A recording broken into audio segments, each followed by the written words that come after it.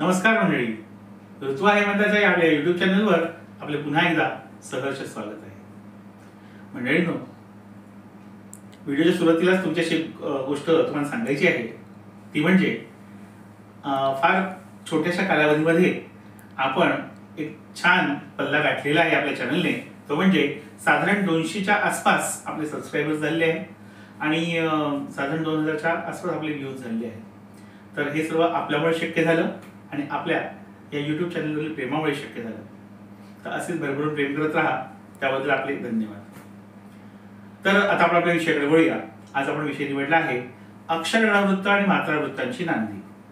तुमच्या नांदी या शब्दावर लक्षात आलं असेल की ही एक सुरुवात आहे, शुभारंभ आहे. तर आपण आतापर्यंत वृत्तांचा विचार करत होतो आणि आता आपण येऊन पोहोचलो आहोत अक्षरगणवृत्ताकडे. तर हे अक्षरगणवृत्त किंवा मात्रावृत्त म्हणजे नेमकं काय? तर पिंगलाचार्यांनी छंदशास्त्र नावाचा जो ग्रंथ लिहिला आहे, त्या ग्रंथामध्ये काव्यामध्ये कोणत्या प्रकारचे वृत्त किंवा बंधनं असावीत याविषयीचं पूर्ण विवेचन दिलेलं आहे. आणि हाच ग्रंथ सर्व भाषांच्या छंदाचा अभ्यास करताना आधारभूत मानला जातो. वृत्त आणि छंद, छंद म्हणजेच वृत्त आणि वृत्त म्हणजेच छंद. तर आपण आता मराठी या भाषेच्या काव्याच्या वृत्तासंबंधी त्याचे जे काही नियम आहेत किंवा त्याच्या जे काही पद्धती आहेत त्याविषयी आपण पाहणार आहोत. तर अक्षरगणवृत्त नावाप्रमाणे अक्षर गण वृत्त म्हणजे अक्षरांचं बंधन आहे, गणाचं बंधन आहे, ते म्हणजे अक्षरगणवृत्त. आणि जिथे मात्रांचं बंधन असतं, अक्षरांचं बंधन नसतं, ते म्हणजे मात्रावृत्त. यामध्ये अजून एक नवीन संकल्पना आहे ती म्हणजे यती. यती म्हणजे काव्य वाचताना आपण ज्या ठिकाणी काही क्षणाकरता थांबतो किंवा थांबावा असा संकेत आहे त्या त्या वृत्ताप्रमाणे त्याला म्हणतात यती, म्हणजे थोडासा विराम. तर ह्या गोष्टी आपण आता इथे पाहणार आहोत. सर्वप्रथम आपण ऱ्हस्व दीर्घ याविषयीचा एक व्हिडिओ आपण केला होता शुद्ध लेखनाचा. तर साधारण तो तुम्ही पाहिला असेलच. तर त्यातून जे लक्षात आलं असेल की ऱ्हस्व म्हणजे काय, दीर्घ म्हणजे काय. आता वृत्तांचा आपण विचार करताना एक गोष्ट लक्षात घ्या महत्वाची, की आपली जी वर्णमाला आहे त्या वर्णमालेचे साधारण दोन भागात आपण त्याचं विभाजन करतो. एक आहे स्वर आणि एक आहे व्यंजन. आपण पाहिलं असेल की स्वर हे पूर्ण असतात, पण व्यंजन मात्र पूर्ण म्हणजे पूर्ण अक्षरी नसतात. जेव्हा त्या व्यंजनाचे स्वर मिसळतो तेव्हा त्याचं पूर्ण अक्षर तयार होतं. म्हणजे उदाहरणार्थ इक, इक, इग अशी अक्षर आहेत. त्यामध्ये अनुक्रमे अ, आ, इ, ई जर घातले तर क, का, की, की, ख, खा, खी, खी वगैरे अशी अक्षरं तयार होतात. म्हणजेच स्वर आणि व्यंजन हे तुमच्या लक्षात आलं असेल. तर मात्रांचा विचार किंवा अक्षर म्हणजे गणांचा विचार करताना, लघुगुरूचा विचार करताना यामध्ये स्वरांचा विचार केला जातो प्रामुख्याने. तर एखादा अक्षर वर्ण उच्चारताना जो कमी कालावधी लागतो त्याला एक मात्रा किंवा लघुची मात्रा म्हणतात. आणि तेच अक्षर उच्चारायला थोडा वेळ लागतो त्याला दोन मात्रा किंवा गुरुची मात्रा, गुरु त्याचा गण असतो. तर गण लघु म्हणजे काय, गुरु म्हणजे काय किंवा मात्रा कशा मोजल्या जातात, एक मात्रा दोन मात्रा हे आपल्या लक्षात आलं असेल. आता यातले ऱ्हस्व स्वर कोणते आणि दीर्घ स्वर कोणते आपण पाहूया. आपल्याला माहिती आहे स्वर कोणते कोणते आहेत. अ, आ, इ, ई, उ, ऊ, ऋ, ऋ, लृ, ए, ऐ, ओ, औ, अम, आ. यामध्ये अ, ऱ्हस्व उ, ऱ्हस्व ई आणि ऋषीतला ऋ हे जे स्वर आहेत, हे चार स्वर हे काय आहे, लघु आहेत, म्हणजे त्याला एक मात्रा आहे. आणि इतर जे स्वर आहेत त्याला सगळ्यांना दोन मात्रा आहे. म्हणजे लघुगुरूची विभागणी लक्षात आली. म्हणजे सर्व म्हणजे कोणते कोणते दीर्घ किंवा लघु आले, गुरु आले तर आ, दीर्घ उ, दीर्घ ई, दीर्घ ऋ, त्यानंतर ए, ऐ, ओ, औ, अम, आ. हे सगळं दीर्घ किंवा गुरु. आणि फक्त कोणते चार स्वर तर अ, ऱ्हस्व उ, ऱ्हस्व ई आणि ऋकारातला ऋ. हे चार जे स्वर आहेत ते काय आहे, लघु आहे. ठीक आहे. आता अक्षरगणवृत्त आपण पाहिलं म्हणजे जेव्हा पाहतो तेव्हा काय असतं की एक अक्षर संख्या ठराविक असते. तर त्या कोणत्या वृत्तामध्ये आहे आणि कोणत्या वृत्तात कोणती अक्षर संख्या आहे आपण वृत्तांच्या भागात आपण पाहूया. आता आपण पहिल्यांदा याचे गण कसे ठरवायचे किंवा गण कसे असतात ते आपण पाहूया. तर जी दिलेली अक्षर संख्या जे काही अक्षर आहेत त्या तीन तीन अक्षरांचे एक एक गट करायचा असतो. तीन तीन अक्षरांचा एक गट. मग तीन अक्षरांचा जो गट असतो त्याला म्हणतात गण. त्या गणामध्ये लघु गुरु यांचा क्रम ठरलेला असतो. तर कोणत्या गणामध्ये कोणता लघु गुरु क्रम आहे यानुसार त्याचे एकूण 8 गण पडतात. तर सर्वात पहिल्यांदा आपण हे सूत्र समजून घेऊया. हे सूत्र काय आहे ते बघा. यमा तारा ज भान सल गा. हे सूत्र आपल्याला मुखोद्गत किंवा पाठ करावं लागेल, म्हणजे आपल्याला गण करणं सोपं जाईल. तर हे सूत्र पहिलं लक्षात घ्या. य मा तारा ज भान सल गा. यामध्ये आपण काय केलं आहे, य मा ता रा ज भा न स ल गा, म्हणजे ह्रस्व किंवा लघुला आपण अ म्हटलेला आहे, अ स्वर मिसळलेला आहे, आणि गुरु करता आपण आ स्वर मिसळलेला आहे, आपल्या सोयी करता किंवा आपल्या लक्षात राहण्याच्या दृष्टीने. ठीक आहे.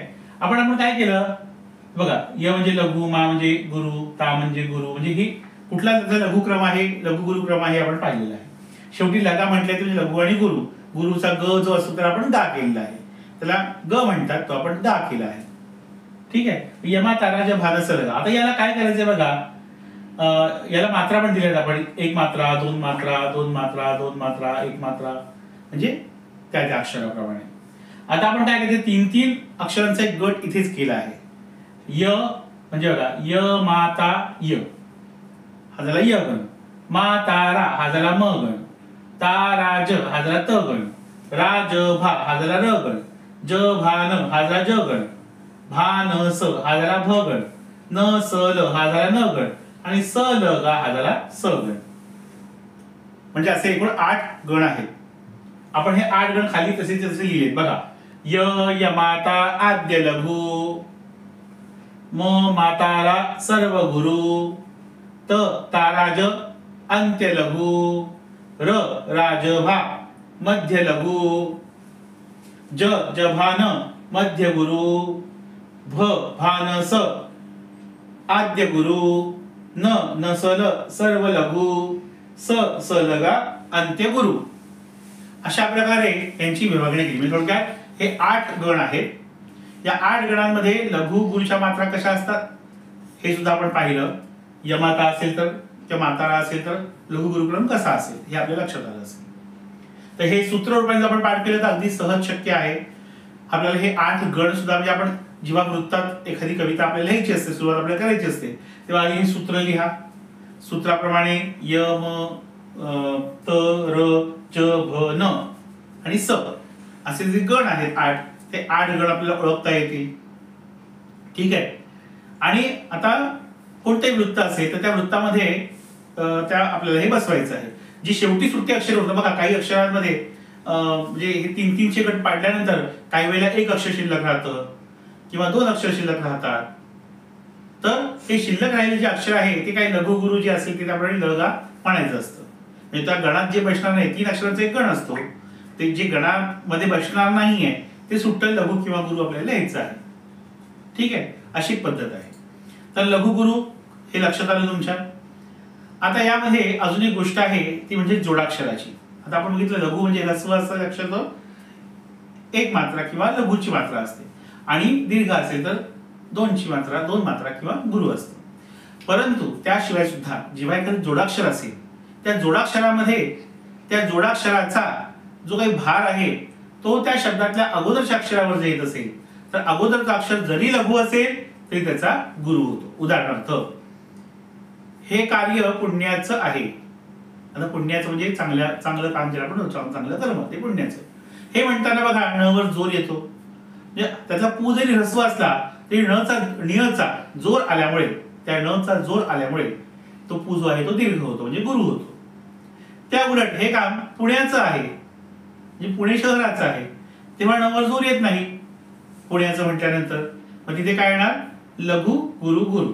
पुण्याचं म्हटलं तर गुरु गुरु गुरु, आणि पुण्याचं म्हटलं तर लघु गुरु गुरु. म्हणजे अशा प्रकारे त्याचा क्रम बदलतो. आणि एखाद्या काव्याचे शेवटचं अक्षर, काव्याचे शेवटचं जे अक्षर आहे ते कायमस्वरूपी गुरु मानलं जातं. हा एक नियम आहे की ते कायमस्वरूपी त्याला गुरु म्हटलं जातं शेवटच्या अक्षराला.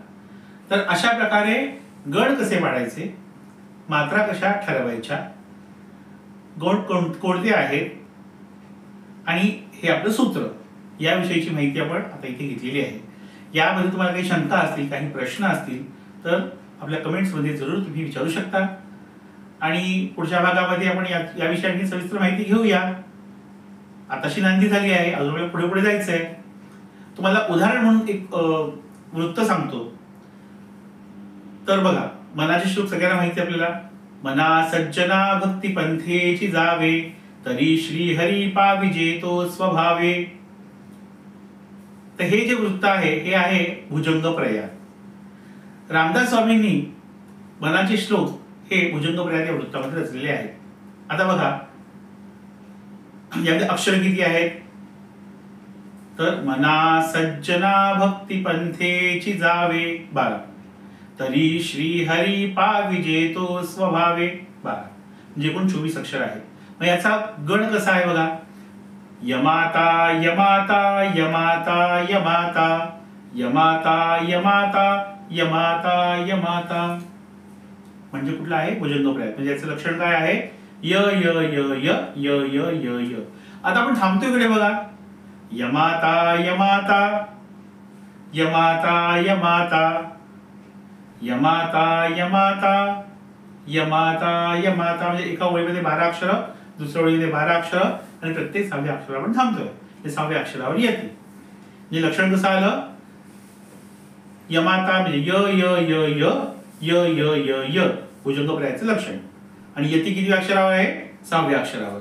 यात ल ग वेगळा काही राहत नाही, त्यामुळे पूर्ण 24 अक्षर म्हणजे 12 अक्षरांचे 2 ओळी होतात, त्याचं एक कडवं तयार होतं.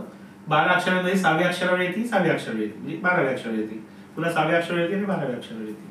अशा प्रकारे यती सुद्धा ठरलेली आहे. तर अशा प्रकारे हे आपलं वृत्त किंवा वृत्ताची नांदी झालेली आहे, अक्षर वृत्ताची. तर आता आपण याविषयी अधिक जी माहिती पुढच्या भागामध्ये पाहू. तोपर्यंत असेच या चॅनलला लाईक, शेअर, सबस्क्राईब करत राहा. नवनवीन व्हिडिओ पाहण्यासाठी बेल आयकॉनवर बटन दाबायला विसरू नका. आणि असेच भरभरून पुन्हा पुन्हा प्रेम करत राहा. धन्यवाद.